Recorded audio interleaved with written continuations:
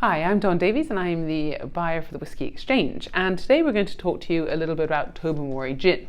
Now, to talk about Tobermory Gin, we really have to start talking about Tobermory, the distillery. So this is the only distillery on the Isle of Mull, and it was founded in 1738. So it's been there for a long time, and actually they've really done a bit of a revamp of it recently, and it's now brand spanking new. And actually at the same time as they were doing that, they decided they wanted to produce gin. And I'm approached by a lot of gins quite a lot of time, and you sort of think, oh, another gin, what's going to be different about it? But I was really pleasantly surprised when I tried this.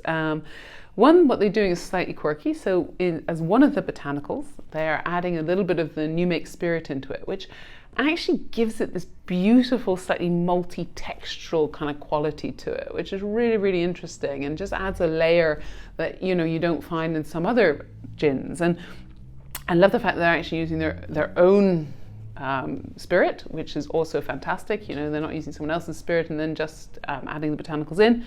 So this has got a really lovely ripe round texture, and I think texture is as important as taste with a lot of things, especially in spirits.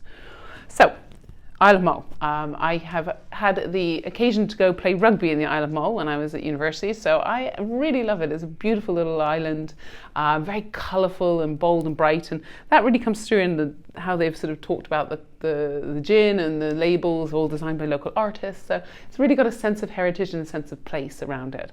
So on the nose, you really get that juniper coming through, which is for me perfect, because if a gin ain't got juniper, ain't a gin. Also, you've got that little bit of kind of tea, some elderflower, and elderflower they're using as one of the botanicals, and also a little bit of that sort of heather notes, again one of the key botanicals they're using. A little bit of orange, a little bit of zest in there. On the palate, I talked about it being sort of round and very textural, so this would be a really good gin for a martini, because it's got that kind of weight to it, that body to it. But actually also for me, if you just want to use it for a gin and tonic, try it with the London Essence bitter orange and elderflower, just to kind of give that elderflower a little bit of a pop. Really nice fresh long drink.